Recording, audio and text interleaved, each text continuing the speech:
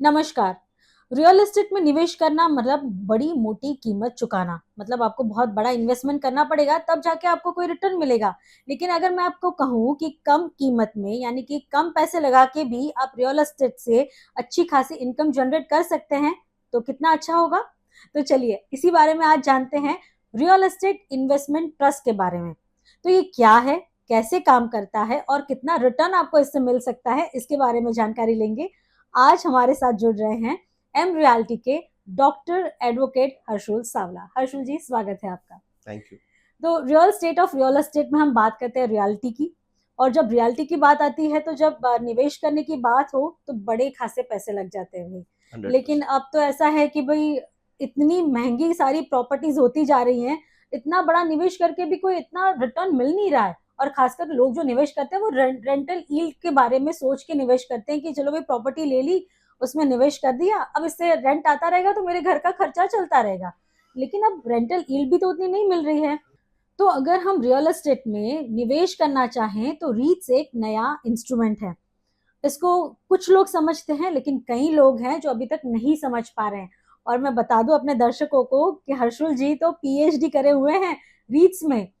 पहले तो कैसे सोचा रीट्स में पीएचडी करना, और ये रीट्स क्या है? सो ये समय था 2013-14 का, जब मैंने सोचा कि पीएचडी करता हूँ। रिसर्च में हमेशा मेरी रुचि रही है। और उस समय मैं एक कंपनी में काम करता था, जेएलएल करके, चोन्सलांग लसाल। तो वहाँ के जो चेयरमैन थे, अनुज पुरी साहब, तो उनको मैं मिला और मैं बोला कि सब आपकी राय लेते रियल एस्टेट के बारे में, तो मुझे कुछ सुझाव दीजिए, मैं पीएचडी करना चाहता हूँ। और मैं कंफ्यूज्ड हूँ कि किस टॉपिक पे करूँ, क्योंकि पीएचडी का तकलीफ ये होता है कि वो 5 साल का प्रोग्राम होता है और रियल एस्टेट में हर 3-4 साल पे ट्रेंड चेंज हो जाती है। तो मैं बोला शुरू तो कर दूंगा, लेकिन पता चले 4 साल के बाद ये ट्रेंड नहीं रही, रीच ही बंद हो गया। रीच ही बंद हो गया। तो और इसमें क्या होता है, जैसे अभी हम्म, अल्ट्रा लग्जरी की बातें चल रही है, जी, और पता चला 3 साल के बाद लोग अफोर्डेबल की बात शुरू करेंगे, सही फिर कहा। मिड इनकम की करेंगे। तो ये बहुत ही एक डरावनी चीज थी रियल एस्टेट के बारे में कि ट्रेंड बदली होते रहते हैं। हम्म, तो उन्होंने मुझे कहा कि रीट्स पे पीएचडी का, और रीट्स ये शब्द सुना नहीं गया था रियल एस्टेट इंडिया के अंदर। सही कहा। 2013-14 का टाइम था। तो मैं बोला अनुज सर बोल रहे तो कुछ तो सोच के बोला होगा, लेकिन बहुत डर लग रहा था कि ये रीट है क्या। ये इसका कुछ नामो निशान इंडिया में है नहीं। यूपीए 1-2 गवर्नमेंट में कभी इसकी चर्चा ही नहीं हुई थी। फिर 2014 के बजट में पहली बार एनडीए गवर्नमेंट ने इस वर्ड को पार्लियामेंट में डिस्क्राइब किया और इस बारे में कहा कि हम रीट लेके आएंगे। अब अनाउंस हुआ तो एक यूफोरिया सा माहौल बन गया कि रीट आने वाला है, और फिर रीट पे बहुत सारी चर्चा होने लगी। मैं दर्शकों को कहना चाहूंगा कि ये शब्द रीट, जिसे रियल एस्टेट इन्वेस्टमेंट ट्रस्ट कहते हैं, ये यूएसए में 60 इयर्स से ऑलरेडी है। सो ये बहुत ही पुराना तो हम तो कॉन्सेप्ट है। काफी पीछे हैं इससे। एग्जैक्टली। ये 42 कंट्रीज में ऑलरेडी है। 1000 रीट ऑलरेडी है। रीट का market capitalisation 3 trillion US dollar है। अच्छा। जो काफी कंट्रीज की जीडीपी से भी ज्यादा है, उतना मार्केट कैप है। यूएसए में 90% जो रियल एस्टेट है वो लिस्टेड है रीट के फॉर्मेट में। हमारे उधर जो रियल एस्टेट है रीट के फॉर्मेट में वो 3 या 4% भी नहीं है। तो इसका ग्रोथ पैटर्न इतना बड़ा है और ये इतना स्टेबल है। तो जब इतनी एक एस्टैब्लिश कॉन्सेप्ट अवेलेबल है, तो उसकी जब चर्चा होती है तो इंडिया में बहुत ज्यादा इसके ऊपर यूफोरिया हुआ। तो मैंने कहा कि इसके ऊपर पीएचडी शुरू की जाए। अब पीएचडी का सफर लंबा रहता है। मेरे गाइड को भी इस बाबत में ज्यादा नॉलेज नहीं थी, तो ये एक बहुत ही एक एडुकेटिव प्रोसेस था, जिसके लिए मैं खुद सिंगापुर, लंदन और हांगकांग, ये 3 कंट्रीज सिटीज मैंने विजिट की, जहाँ पे रीट की मार्केट काफी एस्टेब्लिश है, इसको समझने के लिए। और वो सब थीसिस में मैंने इंक्लूड किया। उस बारे में मैंने एक किताब भी छापी है जो अमेजोन के ऊपर अवेलेबल है। और तब 2019 में मेरी थीसिस रेडी हो गई। अब 5 साल हो गए थे, एनडीए 2 की गवर्नमेंट आ गई थी, लेकिन रीट लिस्ट नहीं हुआ था। और मेरे गाइड का स्ट्रिक्ट इंस्ट्रक्शन था, जब तक पहली रीट लिस्ट नहीं होती है आप आपका पीएचडी थीसिस सबमिट नहीं कर सकते, क्योंकि ये बोले ये तो सिर्फ एक एकेडमिक कॉन्सेप्ट हो गया कि जिसपे व्हाइट पेपर है। मैं करीबन 6 से 9 महीने रुका था कि भाई एक रीट लिस्ट हो जाए। फिर न्यूज आया कि एम्बेसी अपनी रीट लिस्ट करेंगे जो ब्लैकस्टोन के साथ थी, और उसी के साथ मेरी पीएचडी भी कंप्लीट हुई। तो रीट भी बहुत धमाल से लिस्ट हुई और मेरी पीएचडी थीसिस अवार्ड हुई, और फाइनली जो 5-6 साल पुराना अध्ययन था वो कंप्लीट हुआ। बट मैं कमेंट करना चाहूंगा, इसमें गवर्नमेंट का बहुत बड़ा रोल था, क्योंकि एक डबल टैक्सेशन का मसला था जो इस गवर्नमेंट ने सॉल्व किया। तो अब हम आते हैं कि रीट का कॉन्सेप्ट क्या है। एग्जैक्टली, क्योंकि रियल एस्टेट इन्वेस्टमेंट ट्रस्ट ये नाम बड़ा लगता है, लेकिन रीट्स पे जब आते हैं तो उसको कंक्लूड कैसे करें। एग्जैक्टली तो ये मैं दर्शकों को कहना चाहूंगा बहुत सिंपल लैंग्वेज में, एक म्यूचुअल फंड होता है। म्यूचुअल फंड क्या होता है, अब अधिकतर हम व्यवसाय, हमको अट्रैक्शन रहता है कि हमको स्टॉक मार्केट में पैसा लगाना है, लेकिन हमारे पास एक्सपर्टाइज नहीं होती है, क्योंकि हमारा व्यवसाय और कुछ रहता है, हम और कुछ चीजें समझते हैं, लेकिन शेयर बाजार हम नहीं समझते, तो हम उसको स्पेकुलेशन या ट्रेडिंग का नाम दे देते हैं। बट म्यूचुअल फंड क्या करता है, एक एक्सपर्ट रहता है जो 24 घंटे 365 दिन सिर्फ शेयर बाजार को एनालाइज करता है। तो हम क्या करते हैं, छोटे टिकट साइज में 10,000 रुपया, 20,000 रुपया, 50,000, लाख रुपया वो म्यूचुअल फंड में डाल देते हैं। वो हमारी धनराशि के साथ क्या करते हैं, उसे आगे इन्वेस्ट कर डालते हैं स्टॉक में ही, और वो रिटर्न हमको पास बैक करते हैं। उसका एक लिस्टिंग प्राइस रहता है, हमें एग्जिट करना है वो फंड को तो हम एग्जिट कर सकते हैं। तो ये म्यूचुअल फंड जो काफी अभी पॉपुलर हो गया है, करीबन 20 साल के ऊपर से ऑलरेडी अवेलेबल है इंडिया में, वो ये कॉन्सेप्ट है। रीट सेम कॉन्सेप्ट पे चलता है। तो अब स्टॉक मार्केट के जगह पे एक इनकम जनरेटिंग रियल एस्टेट रख दो। तो मानो कि एक ऑफिस बिल्डिंग है जो ऑलरेडी कंप्लीटेड है और जो फुल्ली ऑक्यूपाइड है, जिसका रेंट आ रहा है, तो वो रियल एस्टेट से एक इनकम जनरेट हो रही है, एक रेंटल फॉर्म की इनकम। अब फंड मैनेजर सेम है, इन्वेस्टर भी सेम है, ये पैसे लगाएंगे फंड मैनेजर के पास, फंड मैनेजर इन्वेस्ट करेगा और ये ऑफिस स्पेस की बिल्डिंग खरीद लेगा। बदले हर 3 महीने जो रेंट जमा होता है उसका 90% मिनिमम टैक्स फ्री वापस दे देगा इन्वेस्टर्स को। तो इन्वेस्टर्स को रेगुलरली रेंटल इनकम आती रहेगी। प्लस आप देखेंगे हर लीज में हर साल या हर 3 साल बढ़ोतरी होती है, एक एस्केलेशन क्लॉज होता है 5% या 15% हर 3 साल पे। तो आपकी एसेट वैल्यू भी उतनी परसेंट बढ़ती रहती है, कैपिटल अप्रिसिएशन आता रहता है। तो इसमें रीट की एक मजेदार चीज ये है as compare to stock market, 3-4 चीजें इसकी बहुत बढ़िया है। पहली चीज कि इसमें आपको हर महीने करीबन 7 to 8% रिटर्न्स आता रहता है हर महीने जो आपको टैक्स फ्री रहेगा आपके पास। क्योंकि रीट एक बार जो टैक्स पे कर देता है, फिर सेकंड बार जब आपके हाथ में आता है तो उस पर टैक्स नहीं लगता है। मतलब ऑलरेडी रीट्स टैक्स पे कर रहा है, तो अगर मैंने रीट्स में निवेश किया है तो मुझे उस पे कोई टैक्स नहीं देना पड़ेगा, उसके रिटर्न्स पे आपको टैक्स नहीं भरना पड़ेगा। जो आपको रेगुलर डिविडेंड के फॉर्मेट में ये रेंटल इनकम आती है। तो हम पहले लोगों को या हमारे जो व्यूअर्स हैं उनको समझा दे कि रीट्स का मतलब है अगर कोई कमर्शियल या रेसिडेंशियल, ज्यादातर कमर्शियल प्रॉपर्टीज हैं, जैसे कि मॉल है या आप कोई बड़ी बड़ी ऑफिसेज देख लो, वो ऑफिस स्पेस एक बंदा या एक रीट पर्सन वो खरीदता है क्योंकि आप उसमें निवेश कर रहे हैं, तो उसी पैसे से वो खरीदेगा, मतलब क्या उसकी ओनरशिप हो जाएगी। एग्जैक्टली मतलब उस जो रीट्स बंदा खरीद रहा है उसकी ओनरशिप हो जाएगी। एग्जैक्टली फिर जो बंदा पैसा लगा रहा है वो भी उसमें एक पार्टनर कहलाएगा। जैसे अगर आप म्यूचुअल फंड ले रहे हो तो म्यूचुअल फंड में आप किसी एक शेयर ले रहे हो तो आप उस शेयर के शेयर होल्डर बन जाते हो, को ओनर बन जाते हो। तो उसी तरह रीट्स में आप उसके को ओनर बन जाते हो। एग्जैक्टली उसमें इनकम कैसे है, तो डिविडेंड मिलेगा, वो हर 3 महीने मिलेगा या 6 महीने मिलेगा। सो नॉर्मली क्या होता है, रियल एस्टेट में रेंट हमें हर महीने आता है। हाँ, जैसे कि अगर आपने घर लिया हो, कहीं घर में निवेश किया हो, तो आपको हर महीने रेंट आएगा, क्या उसी तरह रेंट आएगा? Same to same. तो जो रेंट हर महीने आता है, नॉर्मली रीट क्या करते हैं फॉर एडमिनिस्ट्रेटिव कन्वीनियंस हर 3 महीने पे डिविडेंड डिक्लेयर करते हैं। मतलब तो हर महीने ना देख के 3 महीने में एक बार 3 महीने का जमा करते हैं और फिर एक साथ, तो समझो 100 रुपया रेंट आया तो एज पर सेबी रूल उनको 90 रुपया मिनिमम देना है।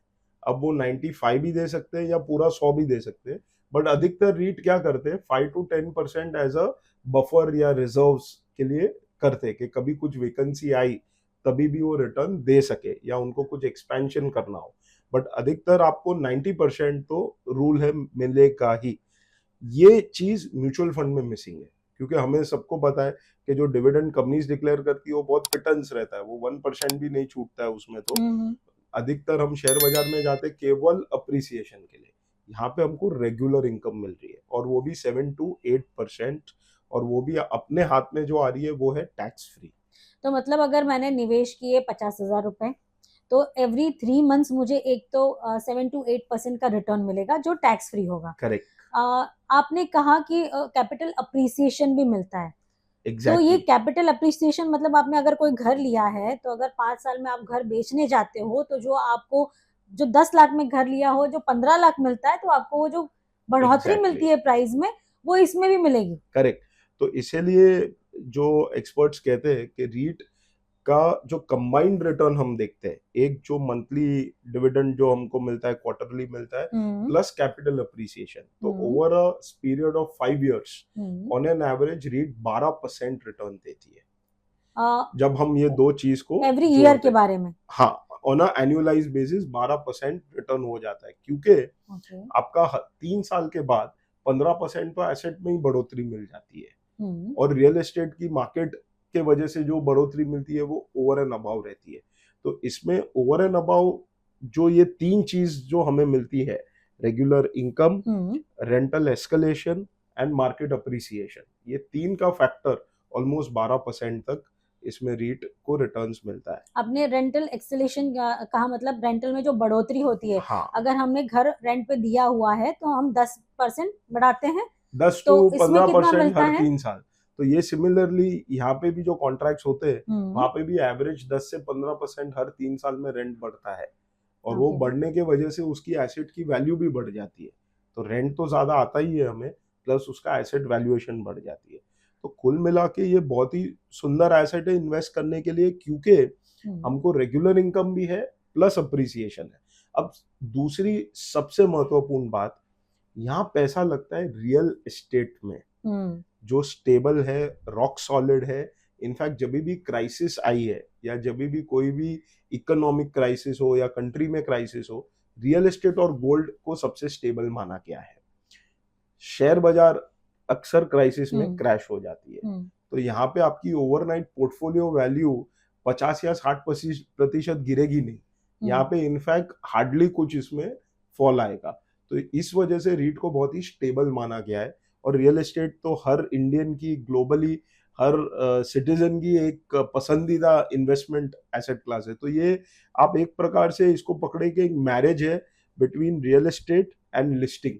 ये दो चीज का कॉम्बिनेशन मिल रहा है with a ticket size of 10,000 rupees, मतलब 10,000 से 15,000, 10 से 15,000 रुपया डाल के आप इन्वेस्ट कर सकते हैं।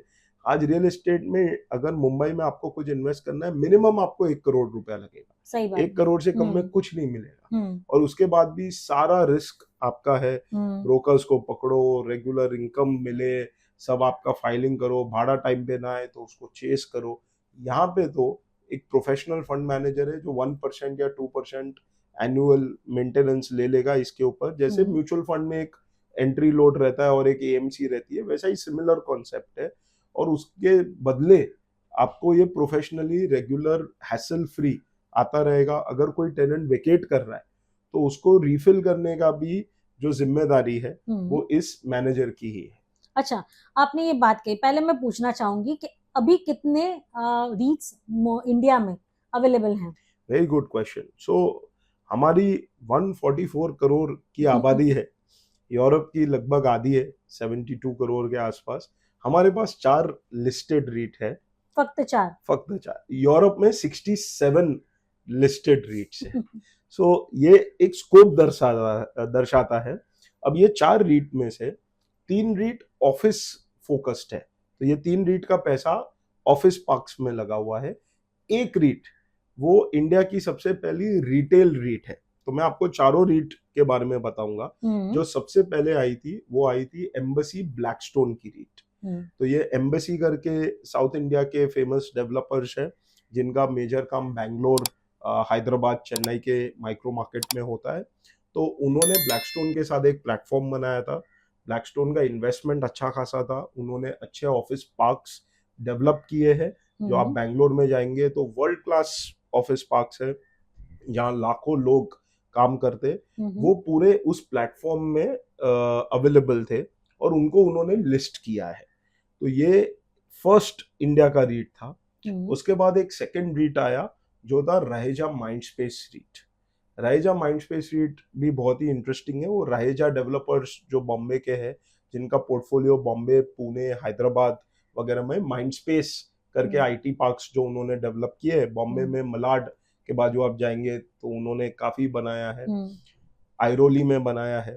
तो उसको ब्लैकस्टोन के साथ फिर से एक प्लेटफॉर्म था जिसको लिस्ट किया गया है। ये लिस्टिंग हुई थी पैंडेमिक के वक्त। अब आप सोचो, ये मैं मजेदार बात आपको बताता हूँ। पैंडेमिक में जहाँ पे लोगों का विश्वास भरोसा हर चीज पे उठ गया था, रहेजा और ब्लैकस्टोन कहते हैं कि हम रीट लेके आएंगे।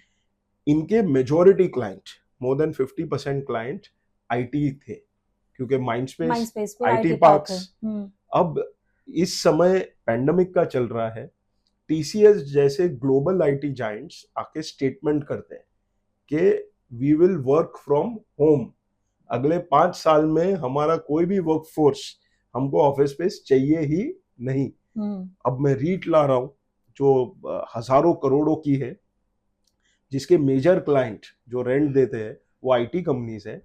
वो आईटी कंपनी के मार्केट लीडर्स स्टेटमेंट कर रहे हैं कि हम remote working, work from home में बहुत कंफर्टेबल है, हमको कोई दिक्कत नहीं है, हमको चाहिए ही नहीं ये सब जगह। 4-5 साल में तो शायद हम सब छोड़ देंगे। उस समय ये लिस्टिंग 3 टाइम्स ओवर सब्सक्राइब हो गई थी। कैसे? तो ये दर्शाता है कॉन्फिडेंस इंडियन इन्वेस्टर का रियल एस्टेट के प्रति। इससे ज्यादा एडवर्स सिचुएशन कभी डेवलप हो नहीं सकती। तो ये थी हमारी सेकंड रीट। तीसरी रीट बहुत इंटरेस्टिंग है, ब्रुकफील्ड करके। जैसे ब्लैकस्टोन है वैसा एक फंड मैनेजमेंट कंपनी है। ब्रुकफील्ड की खासियत यह है कि उन्होंने किसी डेवलपर के साथ पार्टनर नहीं किया। उन्होंने रेडीमेड ऑफिस स्पेस पार्क्स थे, जैसे हीरानंदानी साहब के थे, उन्होंने परचेस कर लिया। तो it is India's first institutionally managed REIT, 100% institutionally managed REIT. तो ये इनका ज्यादा फोकस एनसीआर में। अब ये तीनों रीट का आप देखिए कैरेक्टरिस्टिक्स। एम्बेसी का फोकस साउथ इंडिया में ज्यादा है, करीबन 70% उनका पोर्टफोलियो बैंगलोर, हैदराबाद, चेन्नई ओरिएंटेड है। माइंडस्पेस का वेस्टर्न इंडिया फोकस है, और ब्रुकफील्ड का एनसीआर, कलकत्ता, नॉर्थ का फोकस है। तो ये तीनों ने अपनी पोजीशनिंग बनाई है। अब ये तीनों के रहते, ऑफिस पार्क के रहते, इंडिया की सबसे पहली और एशिया की largest nexus Select trust fund करके, जो भी ब्लैकस्टोन की सपोर्टेड है, वो इंडिया फर्स्ट रिटेल रीट करके आई। अब ये बहुत ही इंटरेस्टिंग है। इन्होंने सारे मॉल्स जो अच्छे अच्छे बने हुए थे इन टियर 2, 3, 4 सिटीज स्पेशली, अच्छा, उसको उन्होंने अक्वायर किया है। आज उनके पास 20 से ज्यादा मॉल्स है उसके अंदर, जिसको ये कम्युनिटी स्पेसेस करके बोलते हैं, और वो लिस्ट किया है रीट को। तो हमारे पास ये 4 मजेदार रीट है जो they are all doing very well and very well focus. ये नेक्सस सिलेक्ट ट्रस्ट का एक प्रॉपर्टी है, L&T सीवुड करके एक मॉल है जो नवी मुंबई में है, वो नेक्सस सिलेक्ट ट्रस्ट ने खरीदा है। तो ये बहुत क्लियर है, इन्होंने आइडेंटिफाई किया है कि टियर 1 सिटी के जो सैटेलाइट सिटीज बोलते हैं, जैसे थाने, नवी मुंबई, इसको हम सैटेलाइट सिटीज बोलेंगे टियर 1 के, और टियर 2, 3, 4 है, उस पे ये ग्रोथ देखते हैं, क्योंकि वहां पे एक ग्रोइंग कम्युनिटी है। क्योंकि शहर तो बसे हुए हैं, वहां पे तो लोग आते ही जाते हैं, लेकिन जो छोटे कस्बे हैं या छोटे शहर हैं जहाँ पे मॉल कल्चर अभी तक नहीं था, वहां पे वो उसने एंट्री किया हुआ है।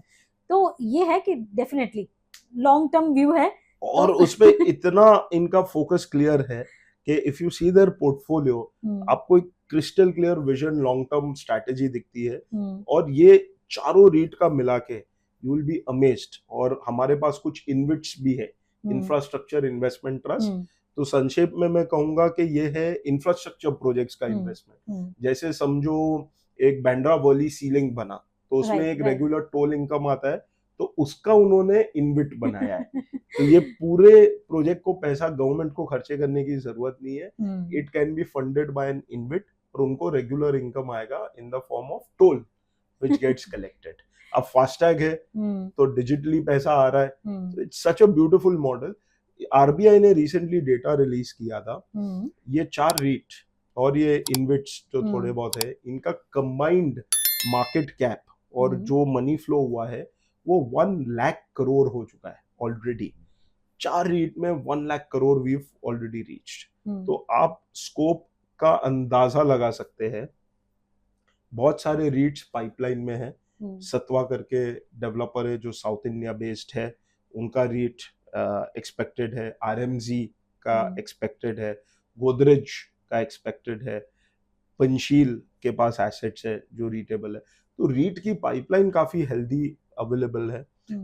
अब रीट के चलते ये तो पिकअप हो रहा ही था, एक स्टोरी बनी रही थी, इसमें मिनिमम आपको 500 करोड़ का एसेट में ही इन्वेस्टमेंट होना चाहिए। अब ये चलते बहुत सारे छोटे छोटे फ्रैक्शनल ओनरशिप प्लेयर्स डेवलप हो गए। तो फ्रैक्शनल ओनरशिप क्या था, रीट जैसा ही फॉर्मेट बट सेबी के अंदर नहीं आते, तो उनको लिस्टिंग करने की जरूरत नहीं, तो ये अनरेगुलेटेड हो गया और ऐसे छोटे छोटे लाखों प्लेटफॉर्म बन गए। तो सडनली सेबी को रियलाइज हुआ कि भाई ये कुछ छोटे एसेट्स के लिए भी करना चाहिए जो बिलो 500 करोड़ हो, और ऐसे बहुत सारे एसेट्स है। और ये मैं क्रेडिट देना चाहूंगा सेबी को, क्योंकि हिंदुस्तान में अक्सर पहले स्कैम होता है और फिर आंखें खुलती है, फिर एक कमेटी बैठती है, जांच होती है और एक कुछ रेगुलेशन आता है। पहली बार बिना कोई मेजर स्कैम प्रोएक्टिवली एक नया एक्ट आया जिसका नाम है SM REITs. So SM REITs is small and medium REITs. तो ये बहुत मजेदार है। इसमें एसेट होता है 50 करोड़ से 500 करोड़, 50 करोड़ से 500 करोड़। तो जो छोटे डेवलपर्स हैं जिनको अगर अपना कंपनी लिस्ट नहीं करना है लेकिन उनको अपने प्रोजेक्ट को लिस्ट करना है, उन्होंने एक ऑफिस स्पेस बिल्डिंग बनाई है, तो ये एसएम रीट द्वारा कर सकते हैं। एसएम रीट का एक इंपॉर्टेंट डिस्टिंग्विशिंग फैक्टर ये है कि यहाँ पे टिकट साइज उन्होंने 10 लाख रुपया रखी है, 25 लाख रुपया रखी है। उसका कारण है कि इसमें एसेट साइज कम होने के वजह से ज्यादा हो जाए तो इसमें क्वालिफाइड इन्वेस्टर ही घुसे। छोटे छोटे इन्वेस्टर्स जो 10,000 15,000 लगा के घुसते वो ना आए, वो उन्होंने खास ध्यान में रखा है। तो ये डिफरेंशिएट है एसएम रीट्स में और रीट्स में। करेक्ट। तो एसएम रीट और रीट का पहला तो डिस्टिंग्विश है एसेट, एक है 500 करोड़ एंड अबाउ, ये है 50 करोड़ टू 500 करोड़। दूसरा टिकट साइज, तो यहाँ पे रीट के अंदर 10,000 15,000 है, यहाँ पे 25 लाख 10 लाख 15 लाख ये टिकट साइजेस की बातें चल रही है। तो ये जो दो है, this will be the engine of growth for economy, for real estate, for the nation. क्योंकि आज मेरे पास अगर एक प्रोजेक्ट है तो मैं इसको लिस्ट कर सकता हूँ, मेरी कंपनी को मुझे लिस्ट करने की जरूरत नहीं है। आज मुझे 50 करोड़ का एक इन्वेस्टर ढूंढने की जरूरत नहीं है, मैं उसको लिस्ट कर सकता हूँ।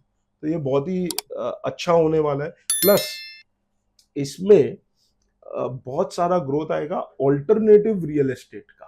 तो हम नॉर्मल रियल एस्टेट क्या समझते हैं, ऑफिस, मकान मतलब रेसिडेंशियल और मॉल्स, ये 3 हमारे नॉर्मल रियल एस्टेट होते हैं। अब ऑल्टरनेटिव रियल एस्टेट क्या है, warehousing, logistic park, data centres, senior living, student housing, plotted developments.